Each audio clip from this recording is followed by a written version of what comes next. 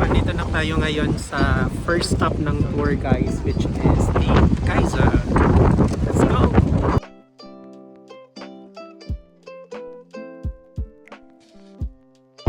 Ayan, nasa likod ko guys yung geyser. Yung smell dito is parang bulok na egg because of sulfur. So it reminds me so much of the sulfur vents in Dumaguete. Very windy here guys, so di na ako magsasalita kasi di nyo rin yata maririnig yung pinagsasabi ko dahil sa wind.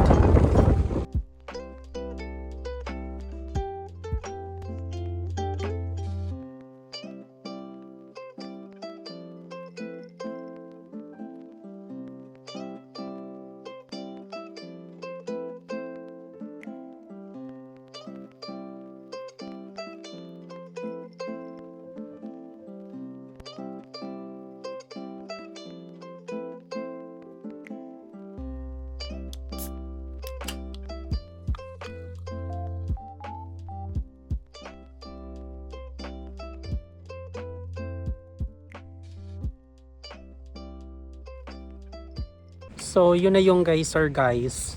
Parang kumukulong tubig lang siya from beneath the earth. Ayan, existing. Masyadong maliit lang yung nakita ko. Geyser. Minsan malaki siya. It happens for about 5 to 10 minutes but ayoko nang magantay kasi yung lamig. Pinaka sa akin yun.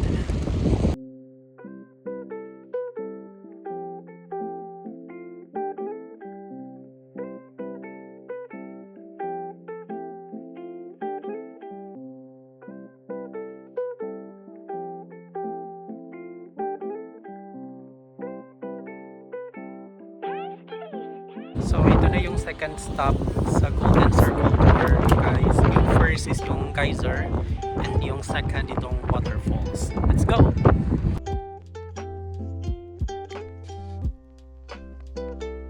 So what's good with Golden Circle guys, yung binayaran ko lang is 47 pounds. Meron ng tour guide, merong tour bus. I think tatlo or apat na places yung bibisitahin namin today.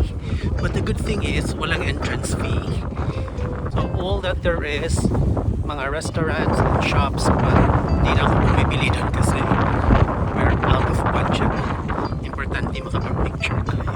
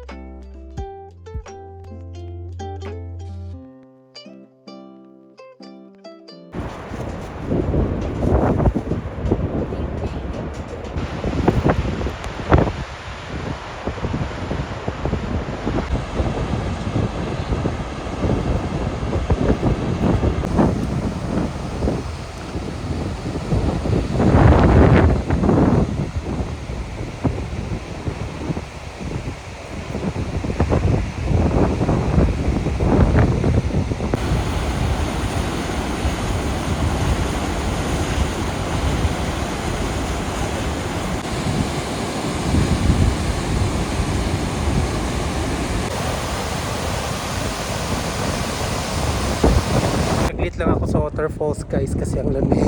Para siyang umaambon kasi yung pagsak ng tubig. Inaano siya ng hangin.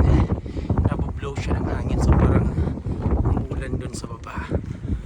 Oh, I need to go inside the bus to keep warm.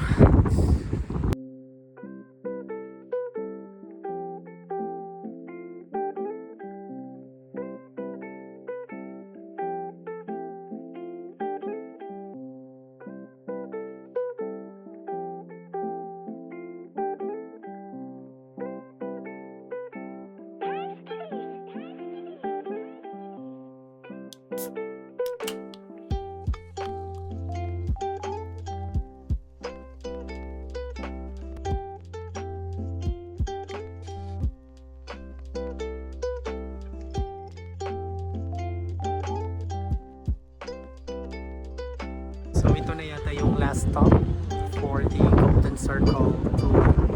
Nandito tayo ngayon sa Thingvellir National Park.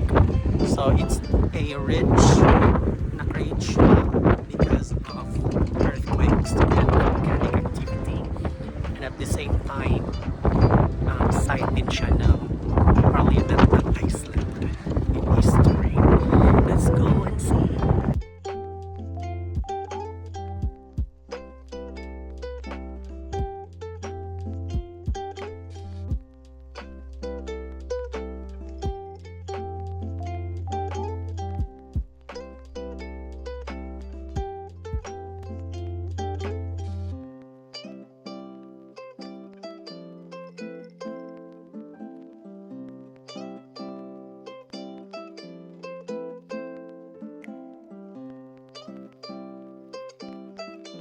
Ito na guys, pinasok ko na yung ridge para siyang nabiyak na bundok.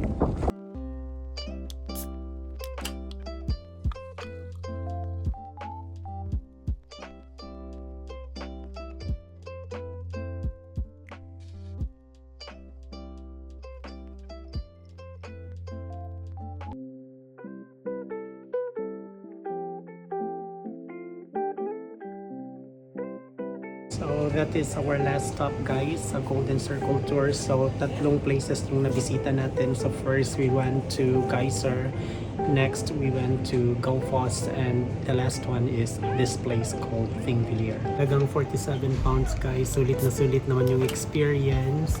Very unique. I know I'm not gonna experience this exactly the same thing in any other country. This is truly Iceland experience. Dito mo lang siya may experience guys.